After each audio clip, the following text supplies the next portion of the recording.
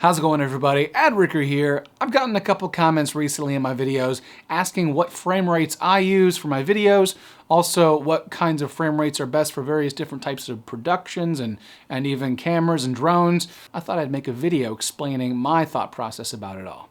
In the United States, we shoot in 24, 30, and 60 frames per second primarily. And I say roughly because those numbers are actually not exact. For instance, many cameras that you think are shooting 30 frames per second are actually shooting 29.976 frames per second, but we're not going to get that in detail in this video.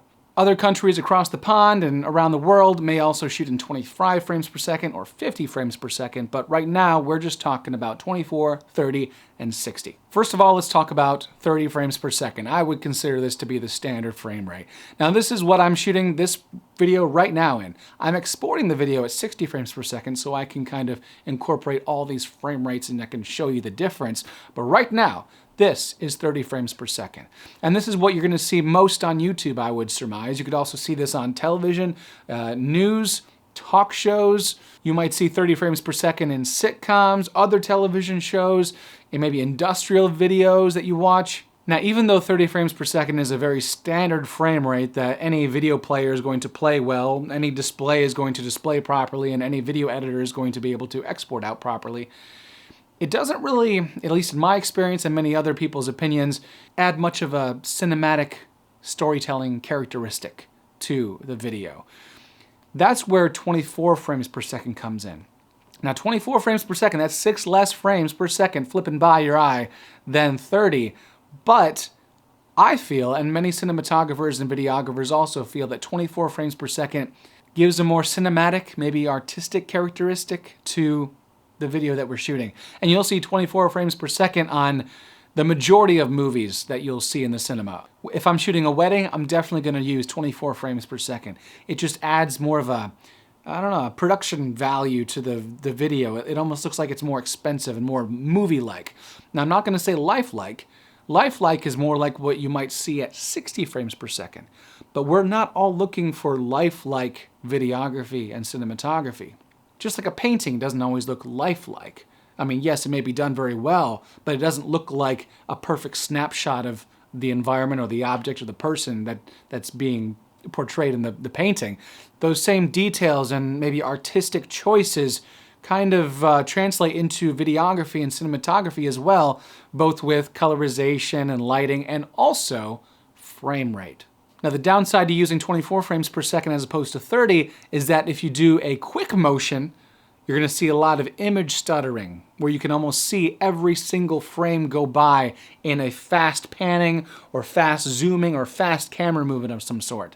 If you're doing handheld work and you don't have some sort of image stabilization, you might start to really notice that. You might also notice that when you're flying a drone. Unless you're flying a drone very smoothly and gently, 24 frames per second might start to produce some of those frame jittering and stuttering issues that I personally don't like.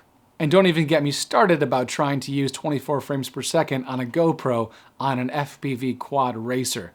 For that, I definitely shoot at 60 frames per second so I can get more of a lifelike image, especially because of how fast this thing is moving. So for 60 frames per second, we're talking sports cars, we're talking sports in general, we're talking anything fast moving. Also, we're talking about something that you may want to slow down in the future. So if I shoot at 60 frames per second and I shoot an object or a person or something moving and I want to slow it down by 50, even 60%, I can do that with the 60 frame per second clip and still be within the 24 or 30 frame per second ultimate exported video.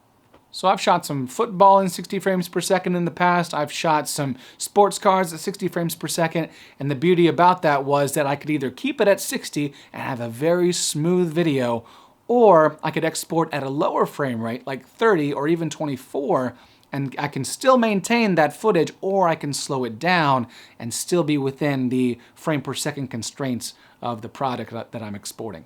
I've also shot a lot of 60 frame per second footage when I'm shooting a wedding, especially at the end of the night when I feel like maybe I want to slow down some shots of those sparklers or the bubbles Again, you can export a file at 60 frames per second and you can upload it to YouTube and you can actually display it at 60 frames per second. But not every other screen or display is going to actually show 60 frames per second accurately. Now, can you shoot sports at 30 frames per second or 24 frames per second? Yes, you could, and it's been done. In fact, I've done it. Although I wasn't necessarily, really thrilled with the results. I think I would have rather shot some of those clips in 60 frames per second or at least 30 frames per second. But ultimately, it comes down to personal taste as well as what you think your final product is going to be. So if you're shooting a video for a client and they want something that's cinematic and emotionally moving and beautiful and artistic, you might consider 24 frames per second. However, if you're shooting as a hobby or it's your own video and you really prefer the look of 60 frames per second for everything, no one's stopping you. There's nothing wrong with that. There's a lot of people on YouTube who ask why I don't shoot in 60 frames per second with my drones because it looks the most lifelike.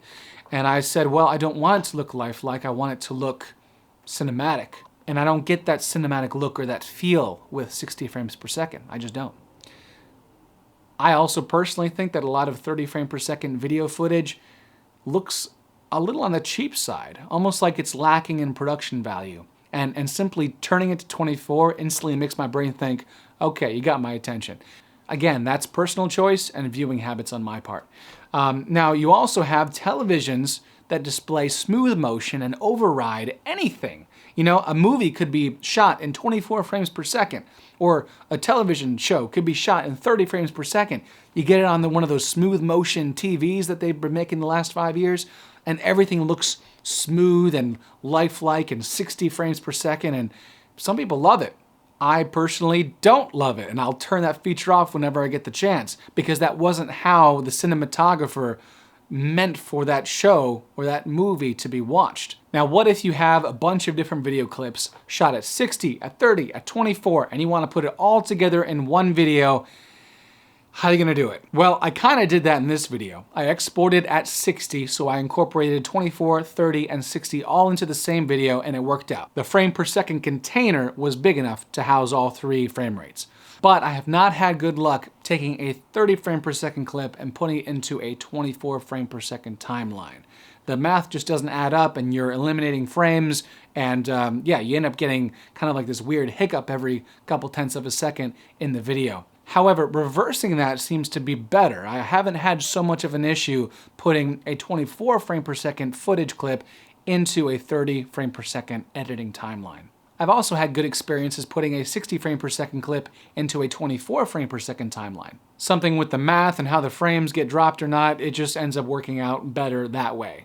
Now, there's a lot more information about frame rates and the history behind them. Why do we settle on 24? Why do we settle on 30? Why do some countries use 25 and 50? So I'm not going to go through all that today. If you're interested in learning more about what I use to shoot my videos, check out kit.com/edrickervlogs to see all my video gear, my editing gear, my drone gear. Take care, everybody, and happy shooting.